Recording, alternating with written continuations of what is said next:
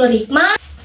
Peristiwa Isra Mi'raj telah dijelaskan oleh Allah Subhanahu wa taala dalam Al-Qur'an surat Al-Isra ayat 1. Yang mana Allah Subhanahu wa taala berfirman, Subhanalladzi asra bi 'abdihi lailam minal masjidil haram ilal masjidil aqsa alladzi barakna haulahu linuriyahu min ayatina innahu huwas samiul bashir. Artinya, Maha suci Allah yang telah memperjalankan hambanya pada suatu malam dari Masjidil Haram ke Masjidil Al-Aqsa yang telah kami berkahi sekelilingnya agar kami perlihatkan kepadanya sebagian dari tanda-tanda kebesaran kami. Sesungguhnya dia adalah Maha mendengar lagi Maha mengetahui. Quran Surat Al-Isra ayat 1. Kisah di langit pertama. Di langit pertama, Nabi Muhammad SAW bertemu dengan laki-laki berbadan tinggi mencapai 60 siku ke langit. Saat menoleh ke kanan, laki-laki itu tersenyum. Namun saat melihat sebelah kiri, laki-laki itu menangis. Selamat bertemu wahai anak yang soleh dan Nabi yang soleh, kata laki-laki tersebut saat melihat Nabi Muhammad SAW. Siapakah dia? Tanya Nabi Muhammad SAW. Ia ternyata adalah Nabi Adam alaihissalam yang merupakan nabi dan manusia pertama di dunia. Ada alasan mengapa Nabi Adam alaihissalam tersenyum dan menangis. Saat melihat ke sebelah kanan, ia melihat keturunannya yang sedang masuk surga. Namun, saat ia melihat ke sebelah kiri, ia melihat keturunannya yang masuk neraka. Kisah di langit kedua. Saat tiba di langit kedua, Nabi Muhammad SAW bertemu dengan Nabi Yahya alaihissalam dan Nabi Isa alaihissalam. Di sana Rasulullah SAW disapa, "Selamat datang wahai saudaraku yang soleh." Kisah di langit ketiga. Setibanya di langit ketiga, Nabi Muhammad SAW bertemu dengan Nabi Yusuf alaihissalam. Saat itu Rasulullah SAW mengatakan bahwa benar ia telah diwarisi setengah kegagahan dunia. Kisah di langit keempat. Di langit keempat, Rasulullah SAW bertemu dengan Nabi yang pertama kali menulis menggunakan pena dan menjahit pakaian, yaitu Nabi Idris alaihissalam. Selamat datang saudaraku, Nabi yang soleh. Sambut Nabi Idris alaihissalam kepada Rasulullah SAW. Kisah di langit kelima.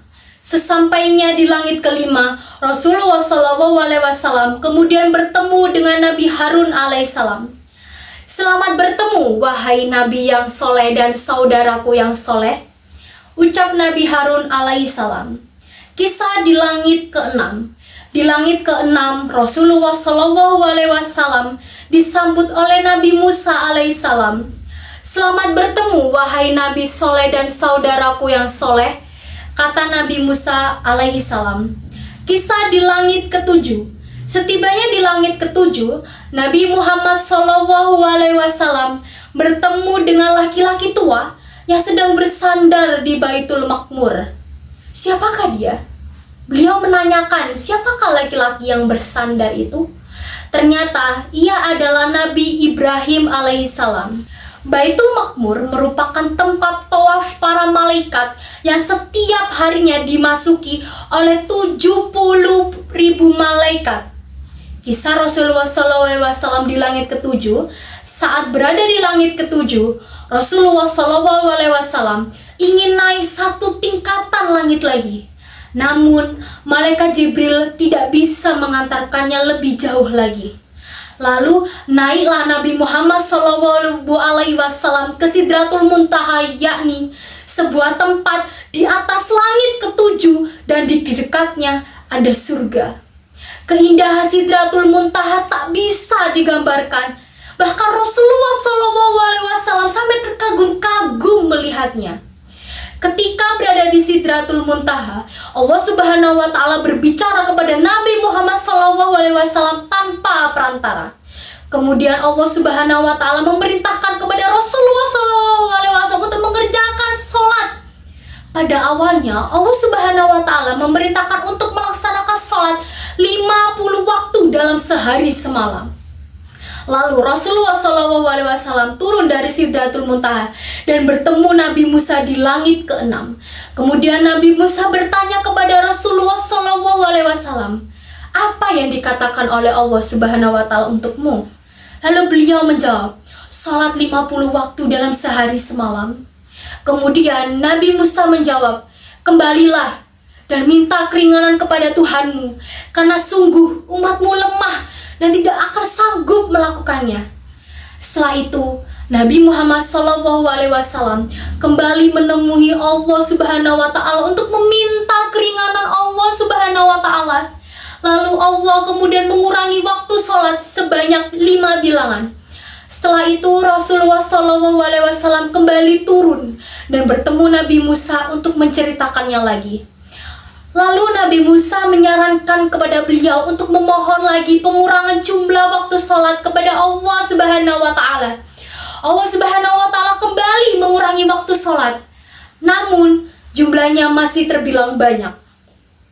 Akhirnya Rasulullah SAW terus minta keringanan sampai berkali-kali, dari yang awalnya 50 waktu lalu menjadi 5 waktu dalam sehari semalam. Kala itu peristiwa Isra Mi'raj sulit diterima akal sehat.